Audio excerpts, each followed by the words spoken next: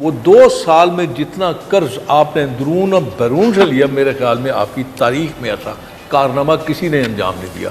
तो मैं आपकी इस कारकर्दगी को सराहता हूँ। वज़ीर-ए-आज़म कहते हैं मुझे अपनी कौम के लिए पैसा मांगते हुए कभी शर्म नहीं आई, मैं सबसे बड़ा फंड रेजर।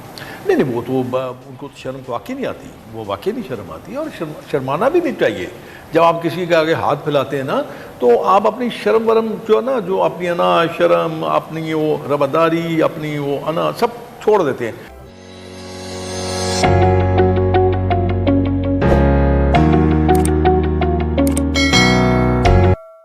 ये बैड गवर्नेंस और ज़ाहिर परफॉर्मेंस की वजह से -1 की बाज़गश्त हो रही है, लेकिन ये बात वज़ीर आज़म ने खुद क्यों कर दी? शेख असगर साहब कल शिबली फराज साहब ये कहते हैं कि अपोजिशन ने शोशा छोड़ा, लेकिन पहली बात तो वज़ीर आज़म ने खुद कौमी असम्बली में कही।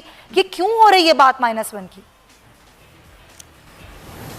बिस्मिल्लाहिर्रहमानिर्रहीम। देखिए, मैं आपको एक गुजारिश करूँ, मैं अब कम ज़रा जाता हूँ, इसलिए तो फ़ायदा कोई नहीं है। आप बात करेंगे, उसका मकसद ही कोई नहीं होता। कोई उसको कोई मतलब अगर फर्ज की मेरे जैसा कम अकल आदमी भी कुछ छोटी मोटी ऐसी बात कर देता है जिसका फ़ायदा होता है, तो वो उसको फ़ायदे को फ़ायदा नहीं समझते, वो उसको तनकीद की सूरत में लेते हैं। मैं पहले दिन से ये बात कह रहा हूँ, कौन सा ऐसा इंस्टीट्यूशन है जिसको आपने मुतनाज़े नहीं किया?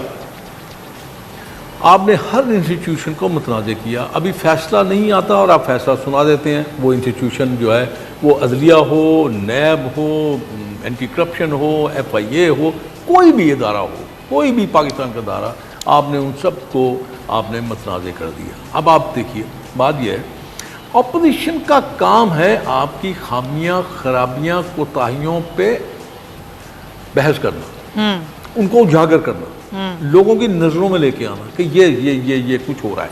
और अपोजिशन अगर ये कहती है कि भाई ये खुदा के बंदे कोई एक ऐसा बता दें, कोई शोबा बता दें जिसमें आपने कोई कारनामा अंजाम दिया हो, मुल्क के लिए दिया हो, अवाम के लिए दिया हो।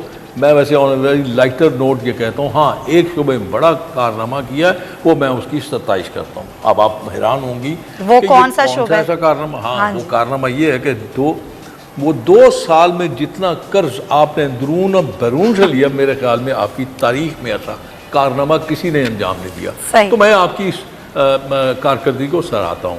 अब देखिए, मैं आपको एक गुजारिश करूँ, मईशत देख लीजिए। अब ये 2 साल से ज़्यादा अरसा हो गया, मियां नवाज शरीफ को गए हुए गालबन 3 साल हो गए। अब उसके बाद पाकिस्तान मुस्लिम लीग नून की हुकूमत गया भी 2 साल से ज़्यादा अरसा गुजर गया। अब 2 साल का अरसा बहुत होता है। अच्छा, और कुछ लेकिन वज़ीर-ए-आज़म कहते हैं ना, शेख साहब मैं सॉरी आपकी बात काट रही हूँ, वज़ीर-ए-आज़म कहते हैं मुझे अपनी कौम के लिए पैसा मांगते हुए कभी शर्म नहीं आई, मैं सबसे बड़ा फंड रेजर हूँ। नहीं, वो तो उनको शर्म तो वाकई नहीं आती, वो वाकई नहीं शर्म आती और शर्माना भी नहीं चाहिए। जब आप किसी के आगे हाथ फैलाते हैं ना, तो आप अपनी शर्म वरम जो है ना, जो अपनी अना शर्म, अपनी वो रवादारी, अपनी वो अना सब छोड़ देते हैं। लेकिन अब वही मैं कह रहा हूँ कि क्या फ़ायदा मेरी बातें करने का, क्या फ़ायदा मेरा याद दहानी कराने का, क्या फ़ायदा? ज़रा उनकी तकरीरें सुन लें, उनकी बातें सुन लें, उनके जो बड़े सुनहरी हरूफ जो जिसमें लिखा जाएगा, उनकी वो बातें सुन लें। आप उन जलसों में सुन लें, मैं खुदकशी कर लूँगा, मैं हाथ नहीं मिलाऊँगा, हुकूमत छोड़ दूँगा, पता नहीं क्या कर। आप उस पर किसी एक पे तो कारब रहते रहे। शर्म आने का बिल्कुल नहीं आनी चाहिए। क्या इस बात पर शर्म आनी चाहिए शेख साहब? नहीं, मेरी जी क्या इस बात पर शर्म आनी चाहिए कि महंगाई की जो शरह है उसमें इजाफा हो गया जनाब 8.59%। आटे की नई कीमत हो गई है जनाब 45 रुपए इजाफे के बाद 20 किलोग्राम का थैला, ये आज की खबर है, 850 रुपए।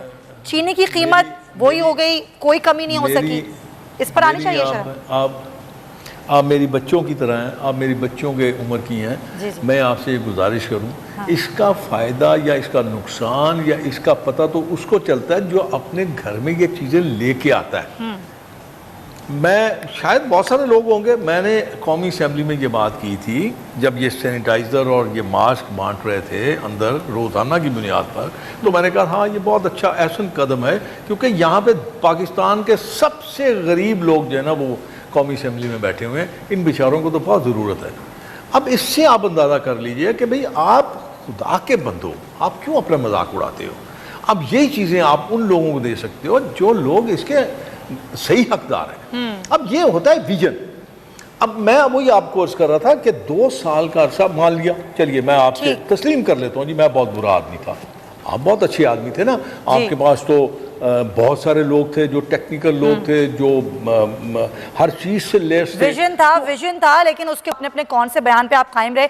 फिलहाल तो यही लगता है कि हुकूमत बस ये सोचे बैठी है कि कोई भी इसका रिजल्ट आए, हमारे बयानात का, हमारी रिपोर्ट्स का, हमारी इंक्वायरीज का, लेकिन हमने ठीक करना है, चाहे उसका रिजल्ट बैनुल-अक़वामी तौर पर भी कोई हो, चाहे वो मैं PI की बात कर रही हूँ, लेकिन हमें ठीक करना है। कि वाकई जो हुकूमत की इंटेंशन है कि हमें इदारों को ठीक करना है, उसमें इस्लाहात करनी है, वाकई वो आपको इंटेंशन ठीक लगती है?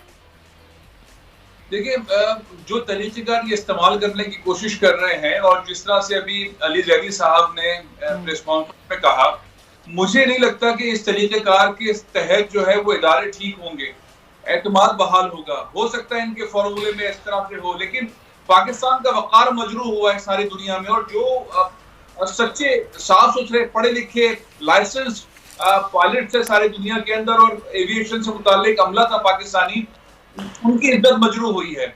और ये तरीक़ेकार ठीक नहीं था। असल में तरीक़ेकार ये होना चाहिए कि पहले जुर्म साबित हो जाए फिर सजा दें। ये तरीक़ेकार ऐसा था कि आपने लोगों को गुमराह कर दिया, सबका पंडोरा बॉक्स सड़क पे लाके खोल दिया और उसके बाद कह रहे हैं नहीं ये तो चंद लोग हैं। तो वो फिगर जो है ना वो खाली मुजरिमों से मुताल्लिक फैसला करते हैं। आप टीका लगाने की बात कर रहे हैं, तो टीका उसी बच्चे को लगाएंगे जिसको वैक्सीन की जरूरत है ना। आप सबको टीका नहीं लगाएंगे। तो इन्होंने टीका जो है वो पूरी कौम को लगा दिया और उन ओवरसीज पाकिस्तानी को खामखा में रुस्वा कर दिया है जो इज्जत कमाने में कई साल तक मेहनत करते रहे हैं।